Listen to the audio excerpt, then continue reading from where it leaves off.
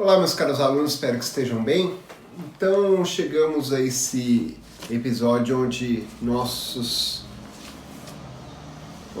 entramos na história. A invasão da América. Então, há 5 séculos atrás, estava acontecendo a invasão. Primeiro acharam o continente americano, e aí agora vamos invadir. Então, se você não gosta de invasão, se você às vezes ouve seu pai, sua mãe falar aqueles caras do MST, do MTST ficam invadindo coisa feia. Olha, eles invadem terra, ocupam, como eles dizem, né? Terras improdutivas, edifícios, moradias ali que também não desabitadas. E isso já é bastante questionável. Imagina o que fizeram há 500 anos aqui no Brasil e na América. A invasão foi muito mais complicada, porque eram locais que existiam pessoas, eu tomo o que das pessoas e eu ainda obrigo elas a trabalharem para mim de graça. E mato a grande maioria. Esse é o período de apocalipse. Parece que o mundo está acabando uma vez após a outra. Você tem as cruzadas, você tem a peste negra, que mata 1/3 da Europa, e depois da peste negra, que deveria trazer pelo menos um sentimento ali nas pessoas que sobreviveram, nos filhos daqueles que sobreviveram, de amor à vida. Não, o que eles fazem aqui na América é terrível. Para vocês terem uma ideia, 50 anos depois que chegaram os europeus aqui na América, cerca de 50% a 80% da população morreu, da população que vivia aqui, morreu. Na cidade onde eu vivo, São Paulo, a coisa foi pior ainda. Em 50 anos de portugueses aqui, dos primeiros portugueses que chegaram aqui, 90% da população que já habitava aqui foi morta. Mas por quê, né? Vamos entender um pouquinho. Primeiro, os europeus chegam aqui de uma forma que assustava os índios, como eles vão chamar, como vão ser chamados, pela sua aparência, pelo que traziam. Então, quando os europeus enfrentavam para tomar as terras, para tomar as coisas, para escravizar os índios, eles tinham muito sucesso pelos recursos que ele tinha. Eles tinham arma de fogo, como mosquete, o carvão. Essa arma de fogo não só é muito uma tecnologia de guerra muito mais forte do que um arco e flecha, do que instrumentos que os habitantes da América possuíam para fazer guerra, para lutar, como existe um impacto psicológico. Imagina que uma arma com explosiva, aquele barulhão que faz, aquele boom, assustava, as pessoas nunca viram aquele barulho de arma de fogo. Então elas ficavam assustadas, ficavam paralisadas, muitas vezes você vencia uma luta só por causa do barulho. Era um impacto psicológico muito grande. Muitos acreditavam que eram os deuses bravos ali, não posso lutar contra esses caras, eles devem ser deuses, né? Porque olha o barulho, eu nunca ouvi esse barulho antes. Cavalo também possuíam, que eles desconheciam. O aço para fazer espada, lanças, punhais, escudos. Então a tecnologia de batalha dos europeus era muito melhor, causava um impacto psicológico, como barulho, como o cavalo, né? Então, como eu disse na última aula, Hernán Cortés, uma das últimas aulas, Hernán Cortés, quando chega no Império Azteca, eles olham aquele cara em cima de um cavalo, como nunca viram um cavalo, achavam que o cavalo e a pessoa era uma coisa só. Então, onde que tem uma pessoa assim? Deve ser uma divindade, até porque as divindades deles eram mais ou menos assim, misturava a pessoa com bicho. Então, eu não tenho força para lutar com Deus. Não tenho força para lutar com uma divindade, eu me rendo. Então, muitas vezes a derrota já era psicológica. Então, as batalhas ali passam a ser fáceis para os europeus, mesmo tendo um número menor de guerreiros, aqueles que conseguiam vir nos navios, eles tinham essa estratégia psicológica. Outra coisa que vai acabar são as doenças, vai matar muita gente são as doenças.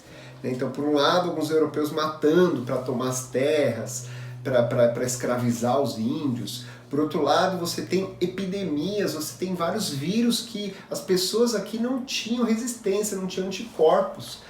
Sarampo, tifo, coqueluche, varíola, gripe.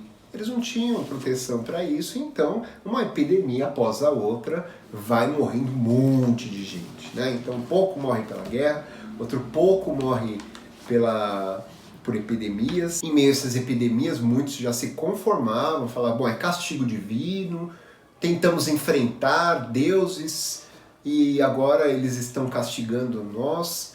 Então o conformismo também é outra questão ali psicológica que vai ajudar nessa devastação que a invasão europeia vai causar aqui na América. Bom, e os que sobraram? Os que sobravam eram escravizados. Inicialmente, como vocês devem saber, no primeiro momento não trouxeram os africanos para serem escravos no Brasil, mas os próprios índios eram escravizados. Tudo isso causa uma desestrutura social muito grande. Eu estou gravando esse vídeo durante a pandemia e você sabe o quanto que uma pandemia dessa causa uma desestrutura na sociedade, o quanto que mexe com a vida das pessoas, o trabalho, a rotina, o psicológico.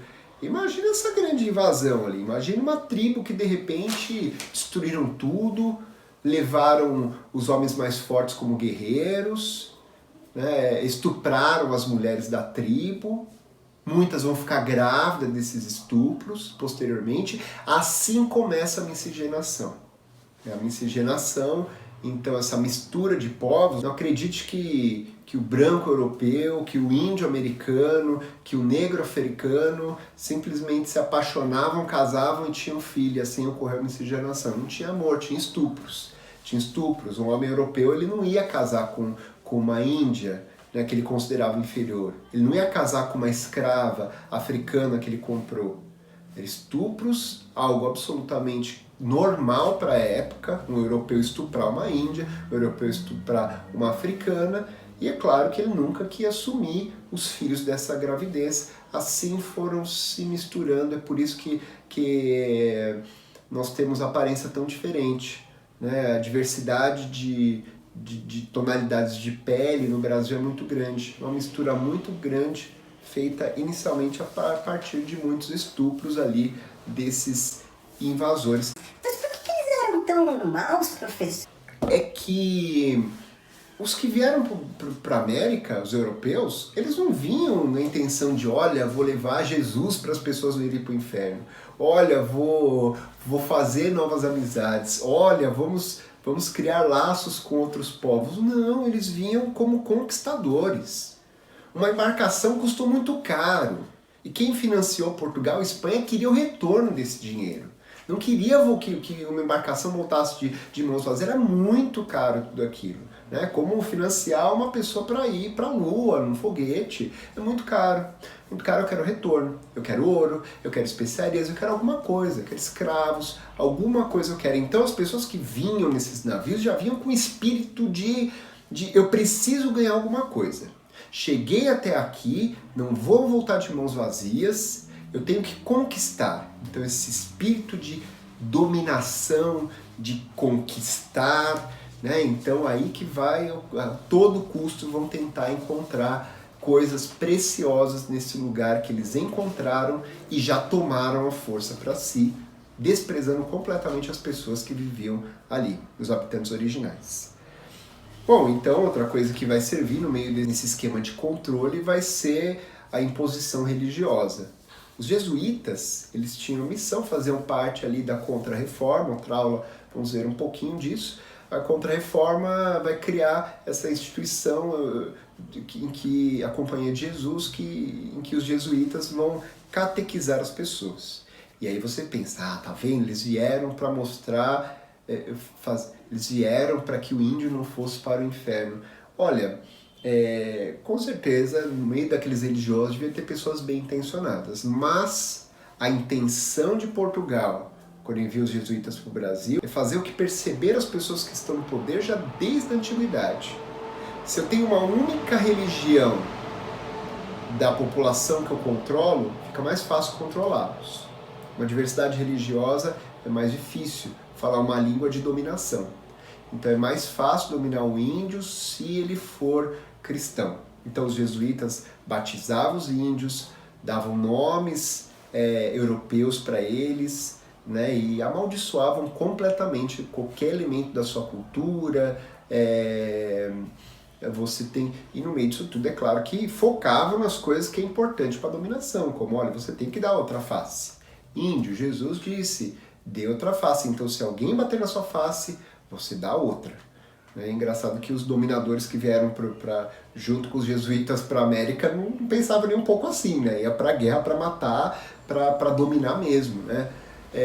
Já os índios não, vamos dar outra face, vamos ser mansos, né? Então a religião acaba sendo um instrumento, não que o cristianismo tenha sido criado para isso, mas ele vai ser usado aqui como um dos elementos de dominação desses povos, de escravidão, de mantê-los calmos, né? Então dominar um povo é mais fácil, não precisar fazer guerra com ele, até porque na guerra eu mato pessoas que poderiam ser escravos meus posteriormente.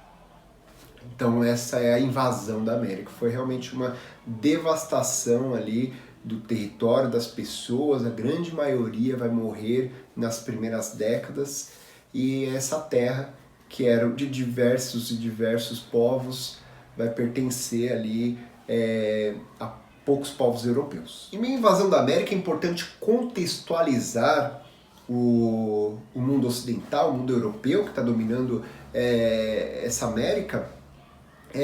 A economia que prevalecia naquela época era muito diferente da nossa, não é uma economia capitalista como a nossa, era uma economia mercantilista. Mercantilismo é o principal traço ali, definidor dessa economia europeia. Então o que o mercantilismo ele tem como importante?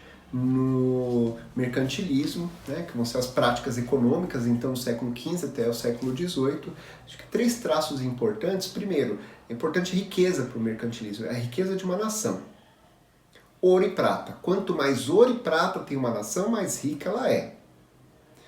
Segundo, tem que ter mais exportações do que importações, ou seja, a balança comercial favorável. Balança comercial favorável é quando eu estou vendendo mais do que comprando, né? Então, a balança está a meu favor. E o protecionismo, né? O que vem aqui do meu país, a gente tem que tomar cuidado para outras pessoas não tirarem dinheiro daqui, não vender coisas aqui, não se estabelecer comércio de outras nações aqui, né? Então isso define o mercantilismo, né? A riqueza material, a balança comercial favorável, protecionismo.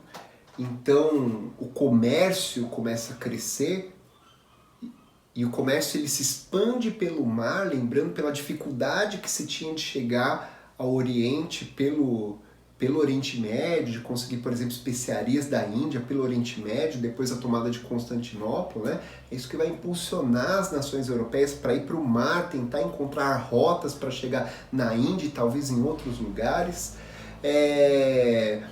Esse comércio começa a crescer, mas quem domina o comércio não são grandes empresários como hoje. É uma nação, a liderança da nação é o rei, né? Então, o que vier de favorável é do rei.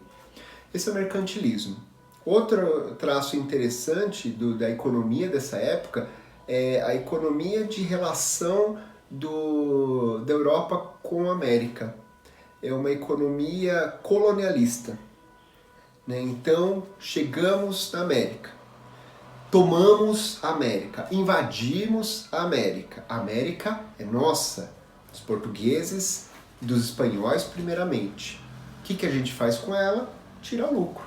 É importante? As pessoas que estão ali são importantes? De forma alguma. Ninguém é importante ali. É meu. É uma coisa que é minha. Se é minha, é importante para mim. Então, se eu tenho uma coisa minha, que é importante para mim, eu quero lucro daquilo lá. Então, das colônias é extraído o lucro. Não se pensa ali naqueles povos, desenvolver aqueles povos. Inicialmente, a ideia é extração. E é aí que Portugal desanima completamente com o Brasil. Pô, que porcaria esse Brasil, não tem nada de bom lá. O que tem? Pau-brasil. Pau-brasil. Uma madeira que dá para tirar tinta para tingir roupa. Não que isso não seja importante, mas tem coisa muito mais valiosa do que pau-brasil. Então que os olhos de Portugal inicialmente, quando chegam e tomam o Brasil, né, nos 30 primeiros anos principalmente, vai ser, o olhar de Portugal está voltado para o Oriente e para a África. Por quê? Porque na África tem ouro. No Brasil vai demorar muito tempo para encontrar ouro ainda. E no Oriente tem especiarias. Especiarias, ouro, marfim, tudo que eu preciso. Né? O Brasil não tem isso, então o olhar de Portugal para o Brasil vai ser, olha, vão lá, exploradores, se aproveitem, tirem o que vocês conseguirem, à força, fazendo acordos às vezes, mas não é algo tão importante quanto a riqueza que conseguimos do outro lado do mundo.